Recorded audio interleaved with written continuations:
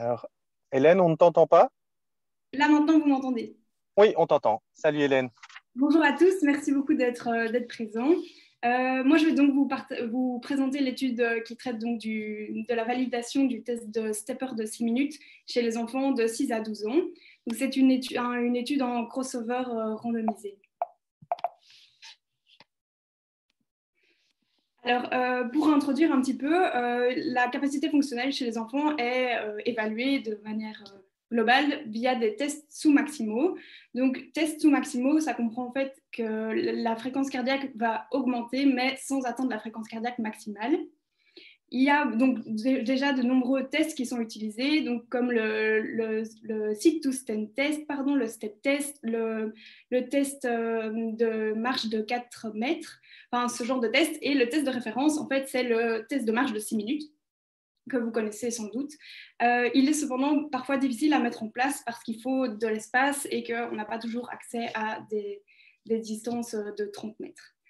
Alors, nous, on s'est posé la question de savoir si en fait, le test de 6 minutes de stepper pouvait remplacer le 6 minutes walking test.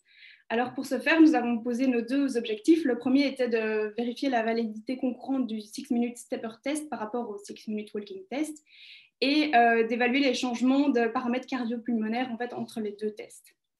Alors, pour ce faire, nous avons recruté des enfants sains entre 6 et 12 ans. Nous les avons randomisés en crossover.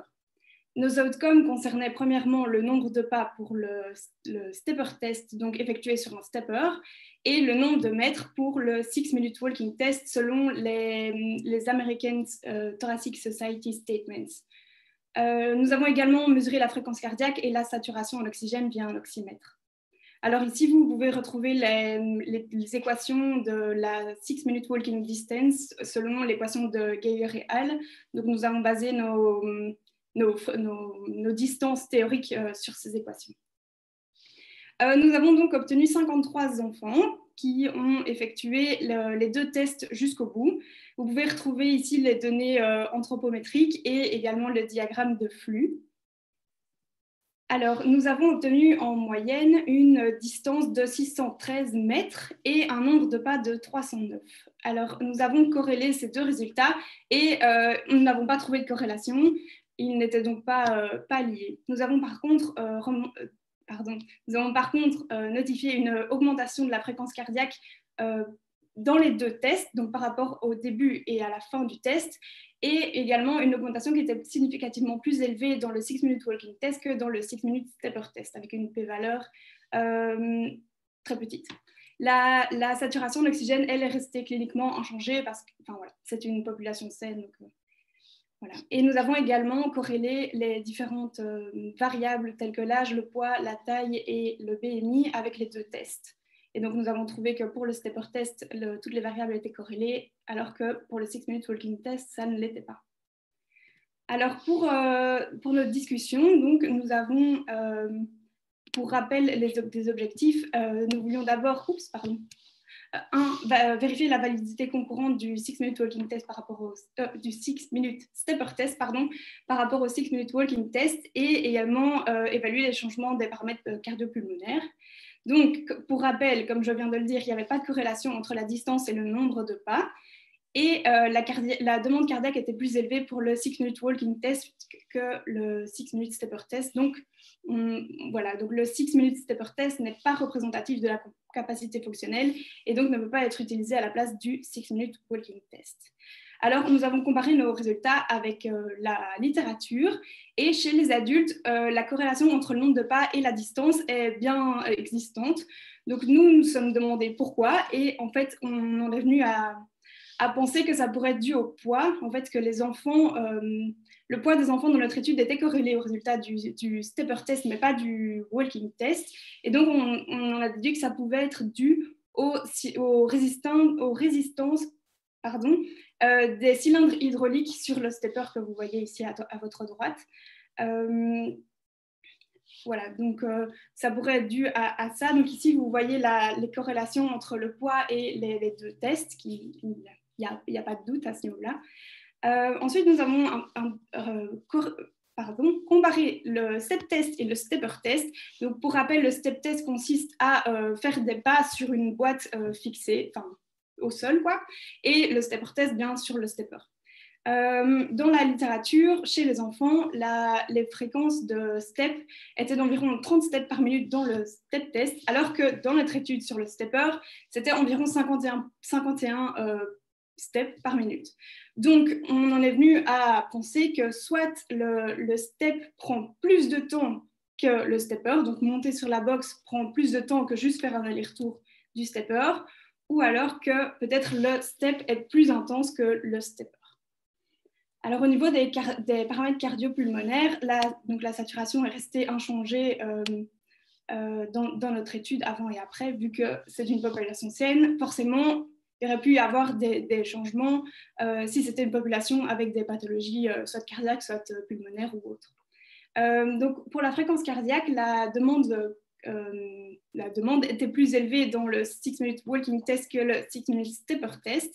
Et en comparant nos résultats avec la littérature à nouveau, vous pouvez remarquer que les 4 premières études dans le tableau étudient en fait le step test en comparaison avec le 6-minute walking test. Et les 3 dernières étudient le stepper test. En fait, on a pris le step test également comme comparatif parce que dans une étude de Borel et al., chez des adultes, ils interchangent les 2 tests et leurs résultats sont cohérents. Donc, voilà. Donc, nous, on a quand même tenu à vérifier un petit peu cela aussi.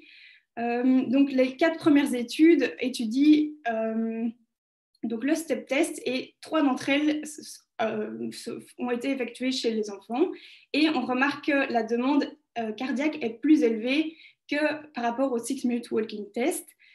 Et les 3 dernières études ont été faites chez les adultes et on remarque que la demande cardiaque est également plus élevée chez dans le groupe stepper test que dans le 6-minute walking test. Donc on revient avec notre hypothèse du poids qui influence en fait les résultats du stepper et donc fait que soit les enfants ont dû attendre en fait, vu qu'ils étaient plus légers, ont dû attendre que la pédale redescende pour pouvoir faire un nouveau test et du coup que la fréquence cardiaque est moindre. On a également donc étudié les corrélations. Donc le BMI, la taille, l'âge et le poids ont été corrélés avec le nombre de pas, mais pas avec la distance dans le 6-minute walking test. Et on a essayé de comprendre un petit peu pourquoi. La distance dans le 6-minute walking test est influencée à 50% par l'âge. Donc, étonnamment, chez nous, ça n'est pas sorti dans nos résultats. Et également, l'autre 50% est influencé par tout ce qui est forme physique, motivation, coordination et les motor skills. Donc, voilà peut-être pourquoi nous n'avons pas eu de corrélation entre ça. Alors, comme pour les limites, donc la principale limite de cette étude, c'est vraiment la résistance en fait, du stepper qui n'est pas adaptée aux enfants. Et il pourrait être intéressant dans une autre étude d'utiliser un autre type de stepper, comme vous voyez à droite. C'est un stepper avec des résistances électromagnétiques et du coup, les résistances sont adaptables en fonction du poids et de l'effort désiré en fait.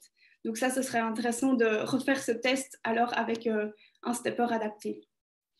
Donc, pour conclure notre étude, comme premier objectif, c'était de vérifier la validité concourante du 6-minute walking test, 6-minute stepper test, pardon, et elle n'a pas été vérifiée. Et les demandes cardio-pulmonaires étaient également différentes entre les 2 tests. Donc, on en conclut que le 6-minute stepper test n'évalue pas la capacité fonctionnelle et ne peut donc pas être utilisé à la place du 6-minute walking test. Mais il est important de quand même noter que le 6-minute stepper test est bien faisable chez les enfants de 6 à 12 ans, puisque tous les enfants ont réussi à le faire jusqu'au bout et sans problème. Voilà. Merci pour votre écoute.